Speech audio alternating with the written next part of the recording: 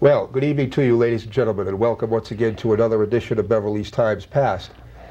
Ed Joseph's here, and we are delighted this evening to have with us for a return visit 3 former deputy fire chiefs of the Beverly Fire Department. They are, on my far right, Mr. John Ambrefe and Mr. Robert May and William McPherson. Ed. Thank you so much for coming by tonight, fellas, for our second visit. We had a great time that first show. John, how many years now have you been retired? I've been retired about 13 years. I think it was about this time, 1982, 15 years ago that I was retired. Okay, and Bob, how about yourself? About the same. I think I retired in '82. And Bill? 89, Ed. So you're the most recent. That's right. Of the retirees. Now, being deputy fire chiefs and all, you were telling me that you really didn't work together when you assumed that position. You all had different shifts and perhaps even different stations. Did you all work out of Central? Or? Yes. Yeah. Deputy chief came out of Central. You did, but all at different times of the day and evening, so you really weren't on the same shift together. Right. Okay. Bob, you have brought along a real collection of artifacts this evening with you, and I think before we get into our chat here, we might take just a moment to show our audience some of the treasures that you brought along with you, beginning with that fine fire bucket over there to your... Well, Ed, as you know, we talked about these things in the last session, and so I brought in some part of my collection to just show the viewers what we were talking about. The first piece of fire equipment in the city of Beverly was the fire bucket. Now, the affluent people had theirs made out of leather. The poorer people used canvas. But by town ordinance, every household was required to have 2 or more fire buckets. And they had to be identified in some way. This man had his name put on. Others had their initials. Some used an identifying mark. And that was so after the fire, everyone could reclaim their own buckets. I see. And these were simply filled with water. The able-bodied men would pass them hand over hand in a line to the scene of the fire. And then another line would form, consisting mostly of women and children, and they would pass the empty buckets back to be refilled. In the old days, many of the houses had wells out in the backyard. Yes, they used wells and cisterns and rain barrels and anything that they... I see. In fact, I think that was one of the main reasons for a rain barrel, was to collect water to wash the launder in and for fire prevention. I see. Now, what comes next to the order? All right, the next one was that picture that you have there of the hand tub. Some man invented a pump to pump water, and it was very crude at first, but it developed into quite a machine, and they put it on wheels, and now they could pull it to the scene of the fire. And about the same time, someone invented a leather fire hose, so now the pump could stay back at the source of water and pump the water through a hose line to the fire scene. I see. And then the next one was the invention of the steam engine, and we came up with a steam fire engine. Now, this was so heavy and so awkward. That's it right there. Okay. So they put hitched horses to it to pull it to the fire. Well, the horses worked out so well that a took the hand-drawn hose reels that they used to have, and they put hosses on them, like we have here. Before we had a ladder truck, every community in town had a ladder box, and this was like looked like a big elongated dog house, maybe 20, 30 feet long, which a ladder was kept out of the weather. In case of a fire, some men would go to the nearest ladder box, remove the ladder, and bring it to the scene of the fire. But with hosses and a long wagon, they could put all the ladders on one unit, and with the hosses they could quickly bring the ladders to the fire. Now, when we talk of the horse age, we're talking right up to 1910, maybe, or a little bit before that, perhaps? Well, right up to Civil War. Civil War, okay. And even beyond, because the first steam fire engine didn't come in really into play until about the Civil War era. And it was, of course, it took a lot, some of the smaller cities and towns, it took them many years to catch up. Okay. But the steam era came in, the invention of the steam engine.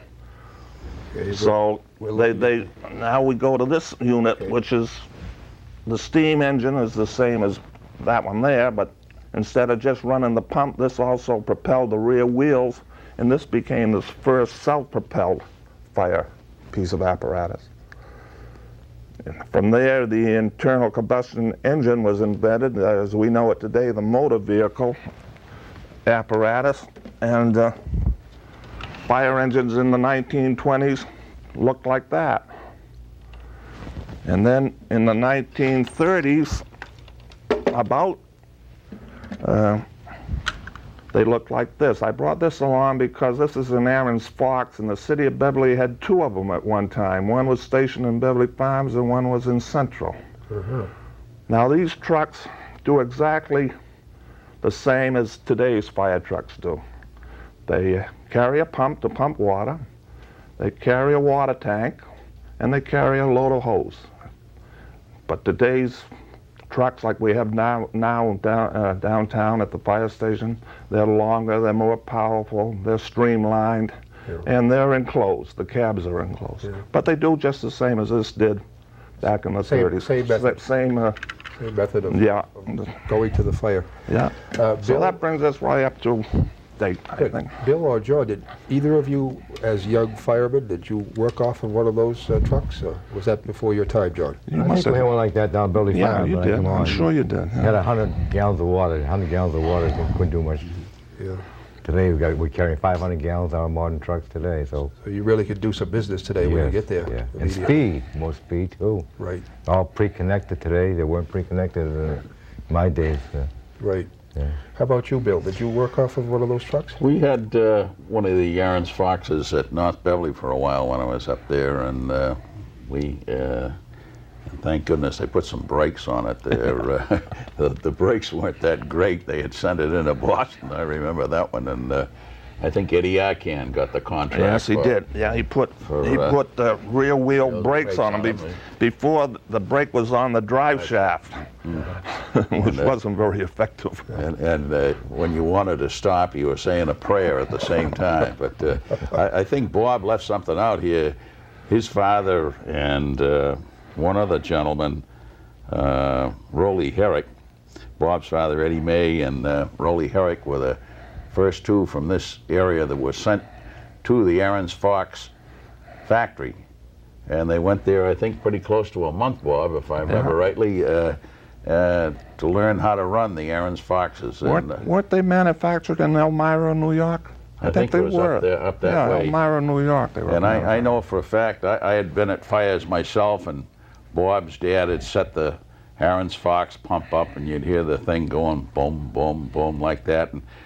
And something would change. There'd be a change in the sound, and Eddie would turn right around, go right over and adjust something. He'd know just from the sound of the pump what had to be done. He was really an expert at it. Of course, you, Bill, and Bob, both of you, you grew up around fire stations, firehouses and all, with either your parents or your fathers being firemen, or uncles in your case, and so forth and so on.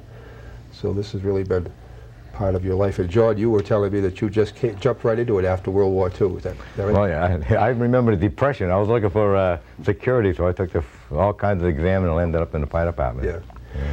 Yeah.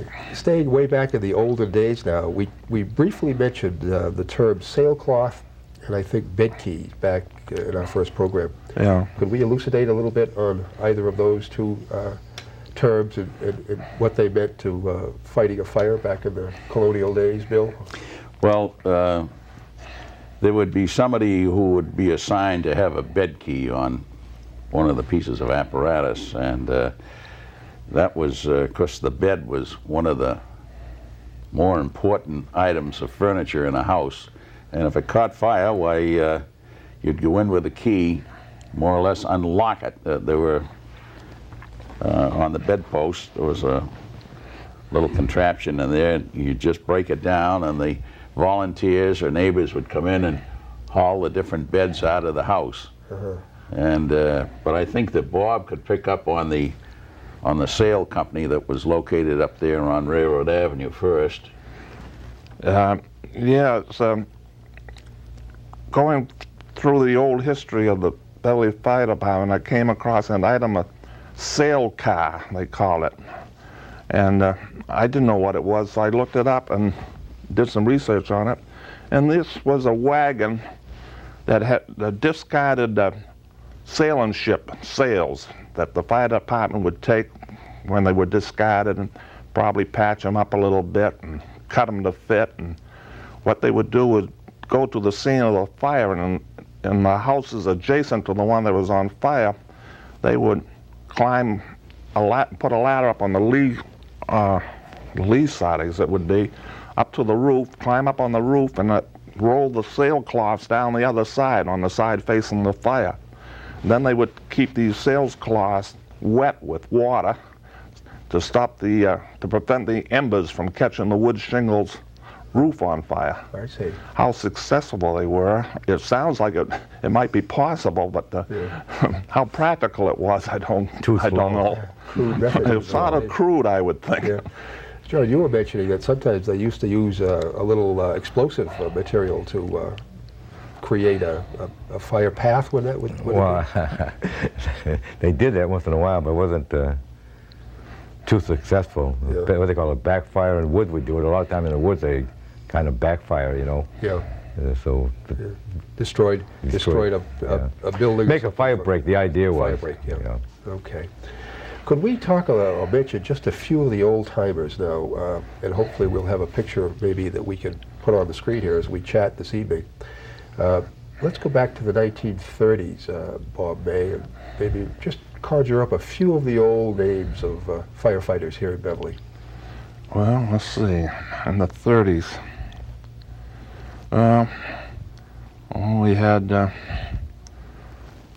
we had Fred Doolin and Mel Jones and Gunner Russ, Rolly Herrick, Frank Wallace, Joe Bass, Gunner Russ, Bill Tewig, Bill Woodbury, Chirp Crosscup.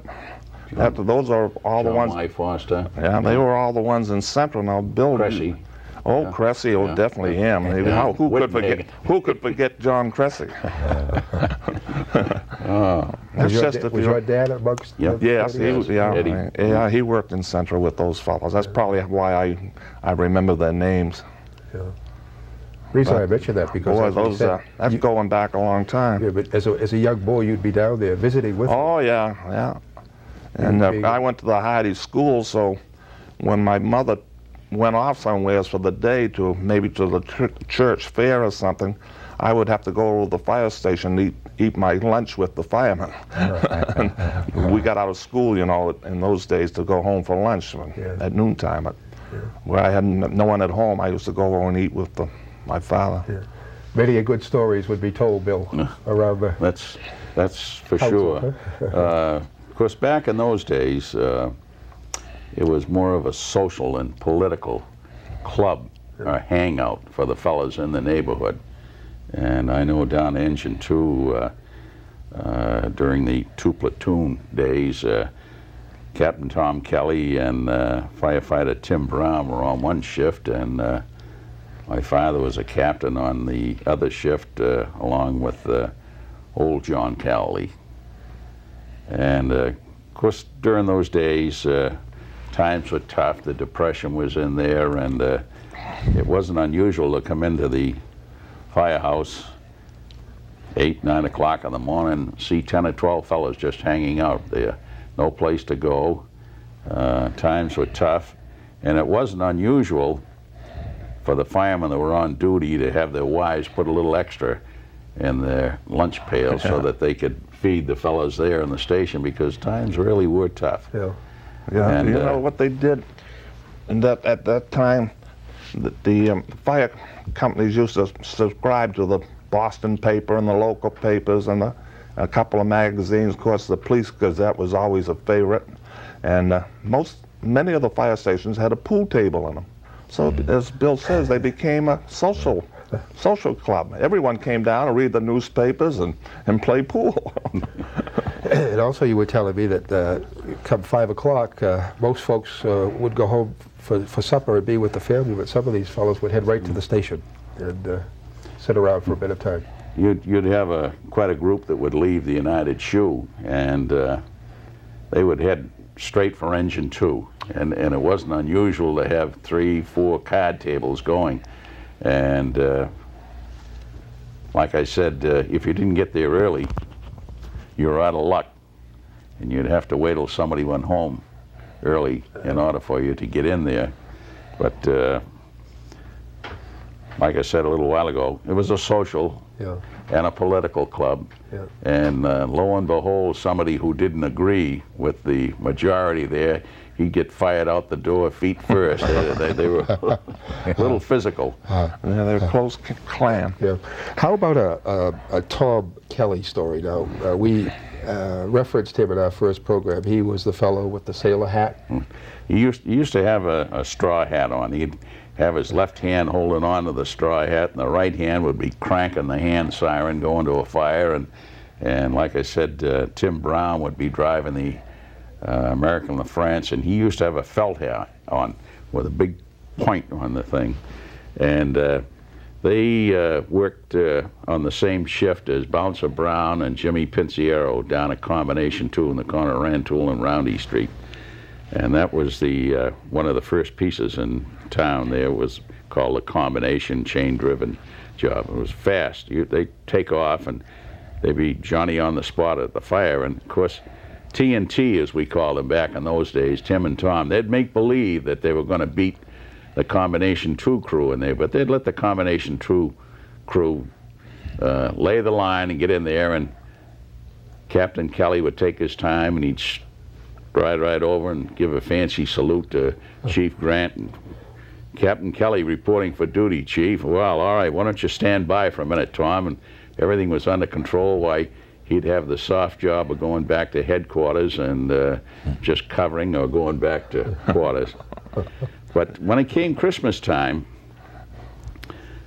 Captain Kelly used to send over to Peabody and get a few jugs of the moonshine from over there, and he'd have some empty Irish whiskey bottles, square ones, and he'd fill them up with the moonshine, and then he'd put the cock stoppers back on, he'd get a red candle and melt it and seal it all up nice, and he'd have straw and Irish newspapers, and he'd dip them in salt water, and he'd put a couple of bottles under his arm, get down to the station, give the chief another salute and say, "Right off the boat, Chief, right from Ireland." One of the relatives brought him over just to keep in the good graces. That's not my fire department. Before your time, John. When you came on, John, in the 40s after World War II, things had changed a little Yeah, bit. 46, I think I come on call. Yeah. Yeah, but still, you came on as a call fireman, did you Yeah. not? Think about a year and a half, and then went on permanent. I don't think more than a year and a half call, and then went on permanent. Might be 2 years. Yeah. Being a call fireman and all, you were subject to be on duty more or less 24 hours a day and be... They call, yeah, the whistle come in, and I hear the whistle and respond where I was supposed to respond. My company was. Yeah. What station did you respond Oh, to? yeah, they started me off at West Street in Beverly Farms. mean, I grew up there, so.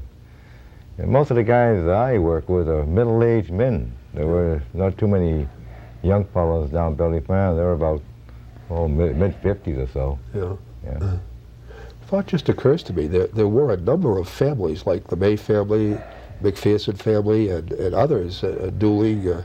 Well, I don't know if Fred Dooling had any. No, Fred didn't know. But there were many other families who had many relatives and fathers and sons, etc. on the Charlie farm. Goodwin had 2 sons that were call men over there to Ralph's side. Okay. That's quite a few. Okay, now, back in your early days, there was a group called the Common Council that worked alongside the Board of Aldermen, I believe. And from within this Common Council, there was a fire committee, you were telling me. Can you explain what their position was? Well, the Common Council was one layer below the Board of Aldermen. Okay. And in the Common Council, there was a fire committee, and it was their job to coordinate the activities and give reports relative to the operations of the fire department. And there was one day in springtime that was set aside for an inspection of equipment and appliances and inspection of the houses and so forth. And each company tried to outdo the other one. It was about that time of the year when the call men would get their generous $100 pay for a year's work there, and a lot of them would donate some of the monies towards putting on a little feed, a little collation for the fire committee. And of course the poor fire committee, after they got through in those days visiting all the firehouses, they weren't sure whether it was day or night time because there was a little bit of beverages being served. Was this a form of tribute?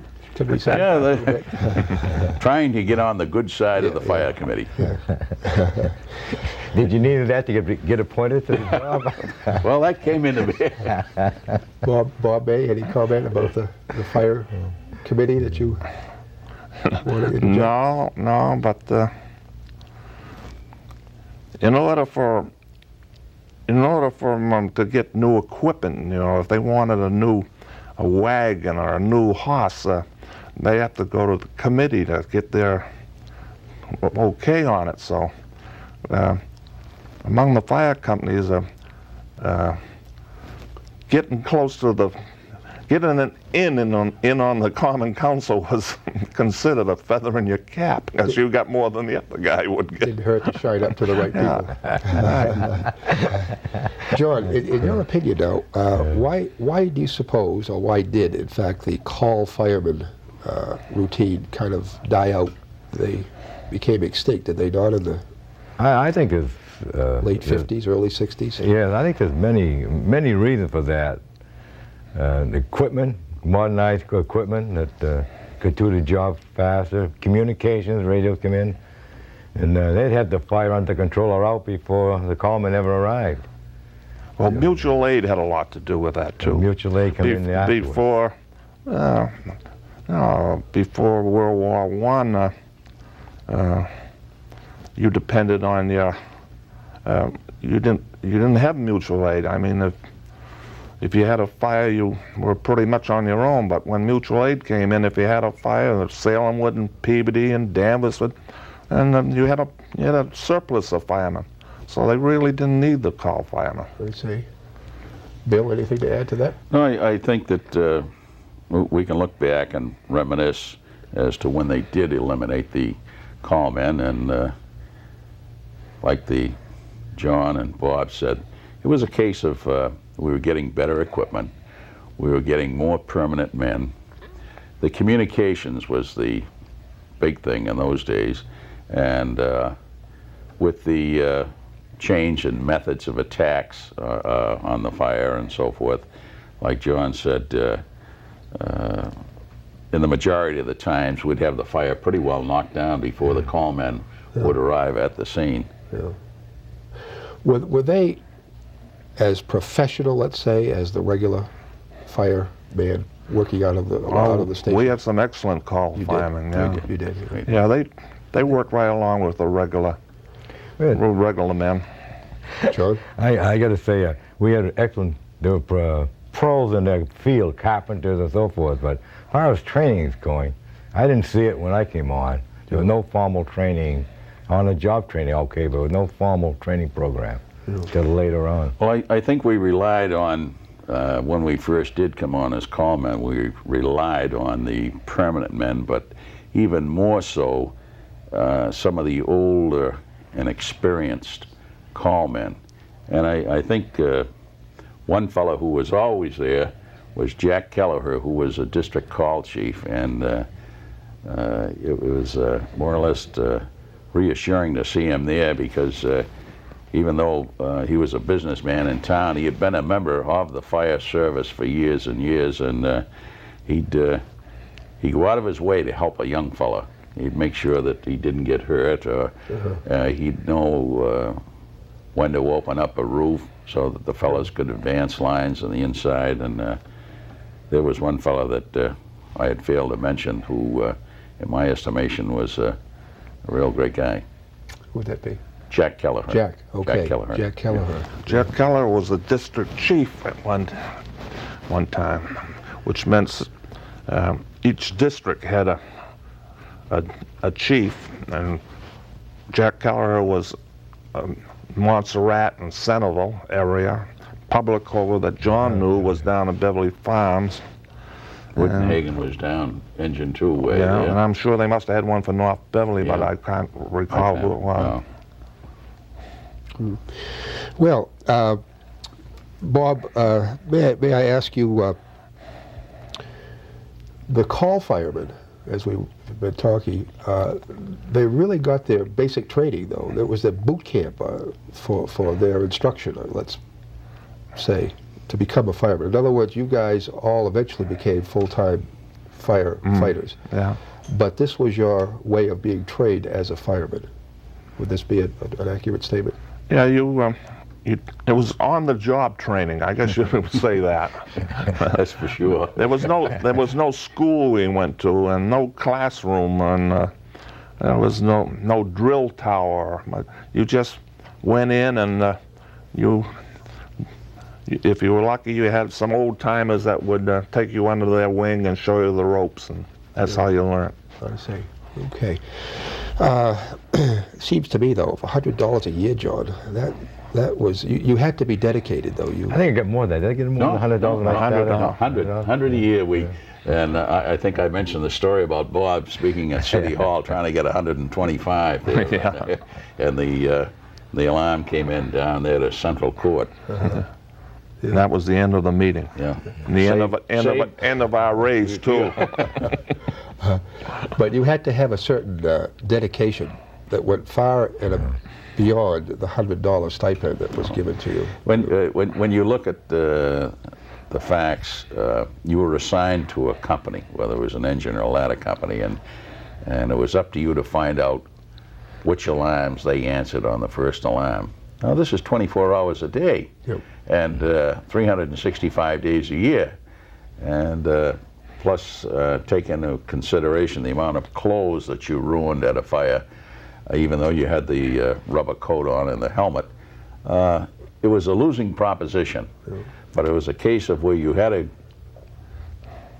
to get the on-the-job training, and you had to show the people in authority that you were interested in the job to get a permanent appointment. Sure. And I'm sure some of the fellas lost money. I mean, at the shoe, I guess you were recompensed for your lost time, but if you were a private, let's say a private businessman or something, or You were losing money. You were losing money while you were doing this, Small towns around us still have call departments, don't they? Yes. All right. Yes. Small towns around us, they still have call departments. They sure So do. it has a place. Some places it has a place. in the smaller communities, as you say. Talk a little bit about the fire whistle. That was part of the aura, I think, of going to fires. To hear that whistle go off, I can recall many times that you'd stop what you're doing and listen very intently to what the code was going to be. Well, that's the callmen had to do that. They had to listen to that code in order to find out whether they had to respond or whether they didn't have to respond. So that the fire whistle was their only means if they were home or not at the fire, any place but other than the fire station.